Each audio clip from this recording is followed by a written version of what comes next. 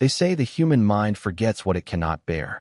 Yet when the archive clerk from Richmond's Historical Society disappeared in 1922, leaving only a toppled lantern, a trail of soot-blackened pages, and a single sentence carved into the wooden floor, authorities ordered the room sealed.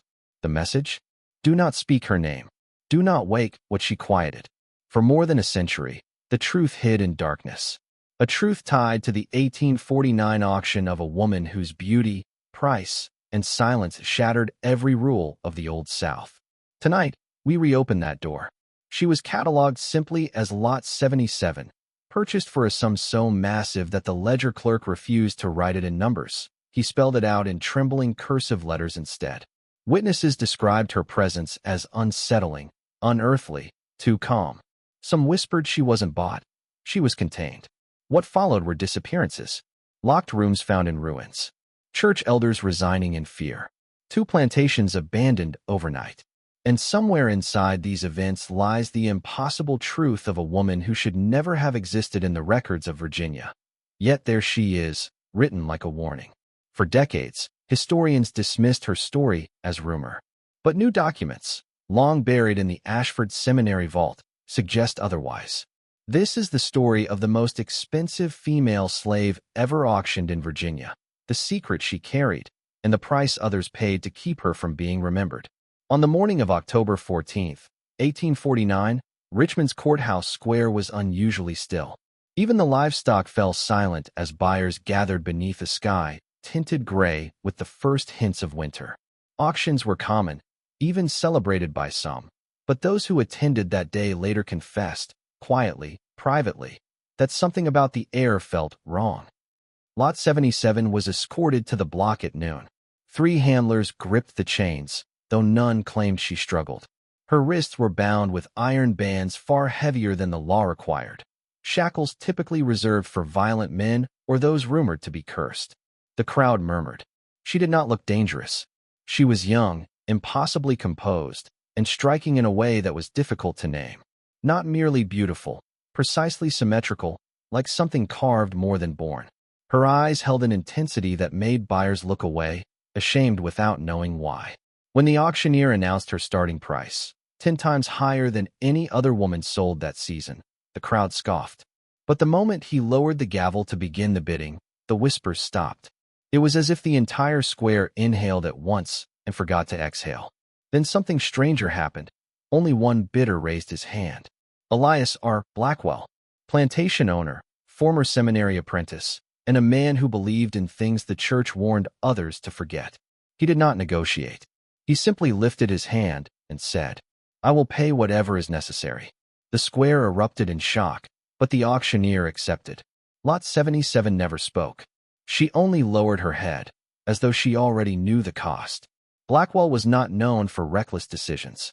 His plantation, Hawthorne Ridge, was among the wealthiest in Virginia, but he lived modestly, studied quietly, and rarely took interest in auctions. So when he paid a life-changing sum for a single woman, his family demanded answers. He refused. Letters discovered years later in a sealed university archive reveal that Blackwell believed Lot 77 possessed something he called the velum anime, the veiled soul, a concept reserved for forbidden theological manuscripts he once studied at Ashford Seminary. These texts, banned in 1811, described ancient bloodlines born not from nations, but from the crossing of worlds. Children, too perfectly shaped, who brought both blessings and calamities. Lot 77's arrival triggered unease across Hawthorne Ridge. Servants avoided her cabin. Horses bolted when she passed. Lamps flickered. And Blackwell, once composed and scholarly, became erratic. He interrogated her nightly, asking questions no enslaved woman should ever hear. Where were you found? Who touched the stone before you did? What did the sisters carve into your skin? What did you swallow before they buried the bodies? She never answered. But in the silence, Blackwell felt he was being studied. 1 week after her arrival, his journal entries shifted from curiosity to fear. She waits. Not for escape. Not for mercy. She waits because she knows something I do not. In 1850, 6 months after Lot 77 was purchased, a sealed letter arrived at Hawthorne Ridge. The wax on the envelope bore the symbol of Ashford Seminary. an institution known for its strict theology and even stricter silence. The letter contained only one sentence: "Return her before the solstice." Blackwell panicked. He rode to the seminary at once. But when he confronted the elders, they denied sending any letter. They insisted no one in their order had touched a wax seal in decades. Still, something strange happened. The youngest seminary archivist, Samuel Hargreaves, went pale at the mention of Lot 77's description. He claimed he had seen her once. Not in person. In the restricted folio room, where ancient missionary journals were kept. He said her likeness had appeared in a drawing dated 1692 from a convent in Spanish Florida, a place long abandoned after the unexplained disappearance of its entire order.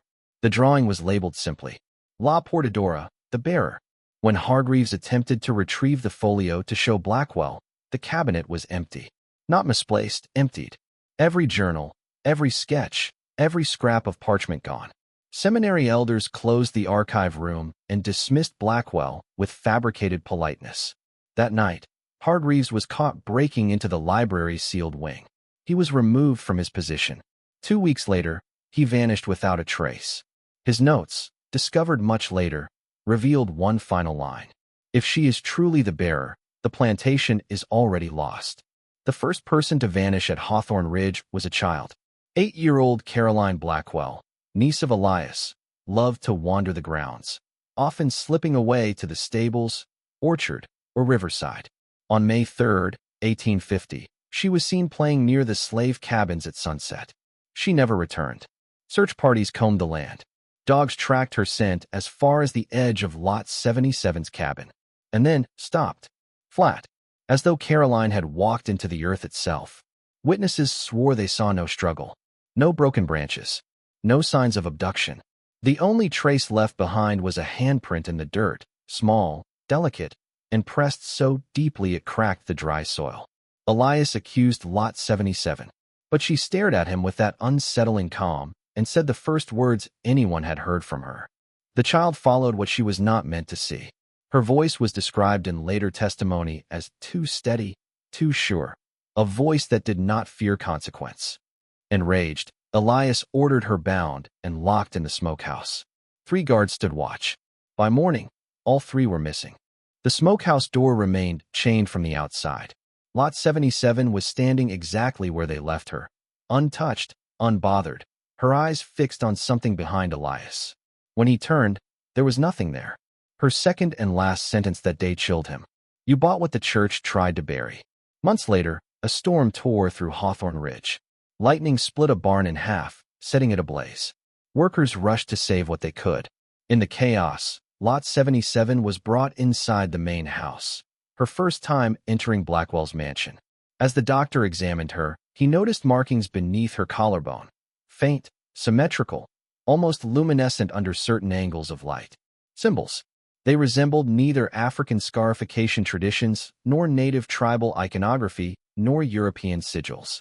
The shapes were geometric yet fluid, like characters from an alphabet not meant to be read but felt. When the doctor leaned closer, he swore the markings warmed under his fingers, as though reacting to his touch. Elias struck him and demanded he leave. Once alone, he confronted Lot 77. "What are those marks?" Her response was a whisper so soft he almost believed he imagined it. Inheritance. Blackwell tried to force answers from her. Where was she born? Who engraved the symbols? What did they mean? She only said, "Those who carved them feared what I refused to fear." That night, Elias tore through his forbidden seminary texts, searching for anything resembling her symbols. When he found a match in a missionary's journal from 1713, he did not sleep. The entry described a woman marked by the gates between worlds, whose presence preceded the collapse of entire communities. The missionary had written one chilling note: "She is born when the threshold opens, and when it closes, she is the only one left standing." When news of Lot 77 reached the nearby Willow Creek Mission, 2 elderly nuns, Sister Magdalene and Sister Clarice, demanded an audience with Elias Blackwell. They traveled through the night, arriving at Hawthorne Ridge trembling, their habits soaked with rain, clutching a single wooden box held shut with twine. They insisted on seeing the woman immediately. Elias hesitated, but the look in their eyes, wide, hollow, resigned, unnerved even him. He escorted them to the cabin where Lot 77 was being kept under constant watch. The moment the door opened, both nuns fell to their knees. Sister Clarice whispered, "It is her." After all these years, Lot 77 stepped forward, not surprised, not curious, but almost relieved. The nuns opened the wooden box. Inside was an aged sketch, fragile as onion skin, showing the same woman, unchanged, in a Spanish habit, standing among the ruins of a convent with every other figure around her collapsed on the ground. A date was scribbled at the bottom, 1704. Elias recoiled. Impossible. Sister Magdalene delivered the truth. Our order was founded on the remains of the San Aurelia convent. Before its fall, the final abbess wrote that a girl, found at their gates with those markings, brought a hunger of the unseen. They cared for her out of pity and paid for it. Lot 77 spoke softly. "You tried to save me, but I was never meant to be saved." The two sisters left Hawthorne Ridge before sunrise. They never made it back to Willow Creek. Their wagon was found empty, the horses still tied, circling in panic. No bodies were ever recovered. Following the nuns' visit, the Blackwell family began to unravel. Elias's wife, Margaret, once stoic and graceful, grew paranoid. She heard footsteps behind her constantly, though no one followed. She swore Lot 77 watched her through windows, though the cabin stood half a mile from the manor. Elias's brother Thomas fell ill, claiming he felt hands pressing against his lungs each night. He died gasping for air. Soon after, Margaret suffered a breakdown so severe she clawed at the wallpaper, screaming that faces were staring at her from beneath the plaster, faces of people she didn't know. The plantation workers refused to enter the fields at night. They reported seeing a tall, silent woman standing between the rows of tobacco, perfectly still, her eyes reflecting like an animal's in the dark. Yet every time Elias ran to see, the field was empty. By late autumn, the Blackwell family Bible, kept untouched for decades, mysteriously flipped open to a single verse every morning. Psalm 88. "I am counted with them that go down into the pit. I am as a man that hath no strength." Elias begged Lot 77 to tell him what she wanted. Her answer? "I want nothing. It is your family that refuses to let go." That night, the Blackwell lineage tree hanging in the study fell from the wall. All names, except Elias's, were torn straight down the center. As winter thickened, more workers fled Hawthorne Ridge. Those who stayed reported the same terrifying phenomenon, voices whispering in their sleep, urging them to look beneath, dig deeper, find what was taken. The whispers grew louder each night. Elias, desperate, ordered the entire plantation blessed by a reverend from Richmond. But the reverend left before completing the ritual. His journal later revealed, "Something in that house, listened to me." At midnight, the voices intensified. Doors opened on their own. Lamps blew out. The air grew cold enough to frost glass indoors. Lot 77 remained silent through all of it, sitting, eyes closed, as though listening to a distant choir. The turning point came when one worker, Samuel Tillman, followed the voices to the old well behind the stables. He claimed he heard a child crying from inside. He leaned over to call down, and something pulled him in. His body was never found. Elias chained the well shut, but workers insisted they still heard scratching coming from below. Then Lot 77 finally spoke. When the buried call, it is already too late. Those who heard her said her voice carried an ancient grief, one too vast to belong to any single person. Elias realized the truth he feared most. Lot 77 wasn't bringing the voices. The voices were calling for her.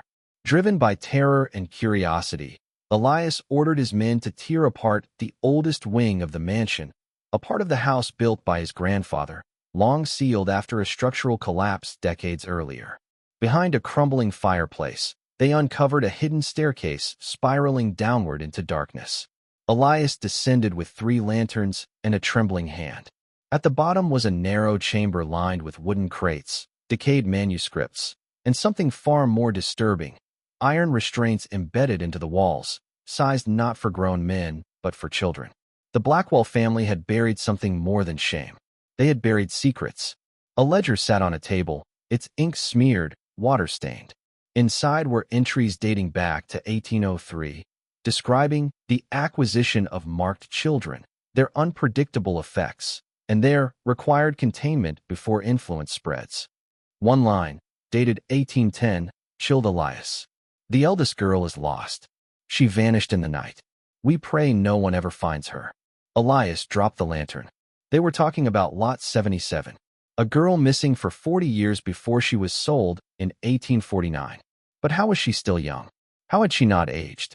The chamber's final note held the deeper horror. We do not own her. We merely delay her. As he fled the basement, Elias realized something unimaginable. His family didn't purchase Lot 77. They returned her. Terrified by the findings, Elias returned to the seminary archives, breaking in after midnight.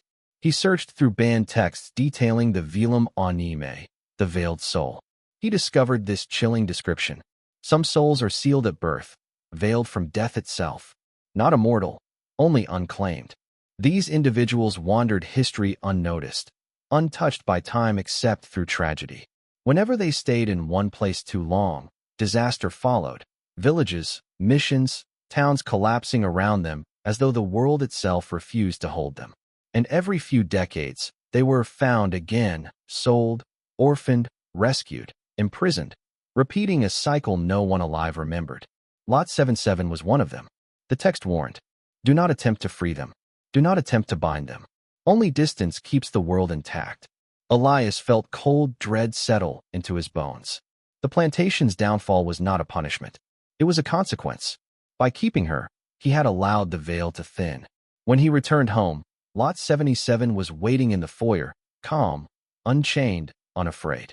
The guards who had been posted at her cabin were missing, their posts empty. Her words echoed through the silent hall.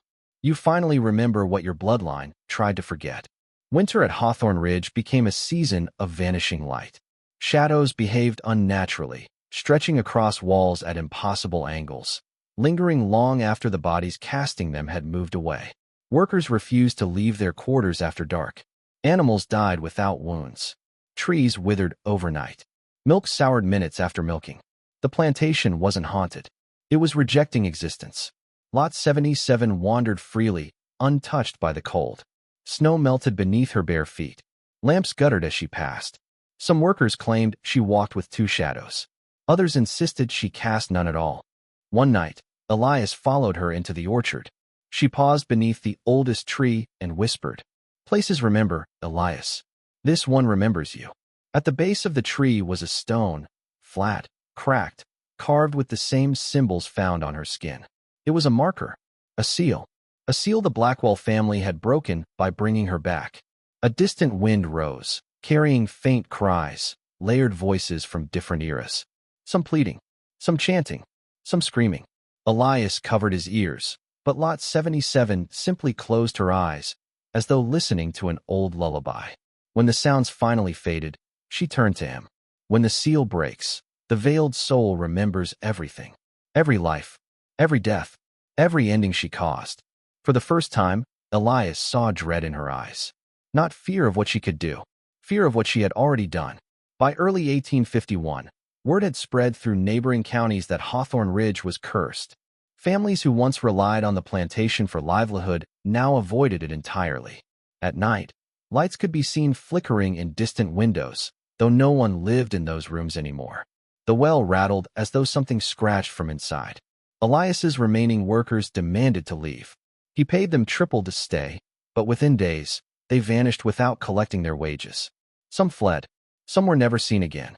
The plantation dissolved into quiet chaos. Entire rooms became coated with frost. Mirrors cracked from the inside.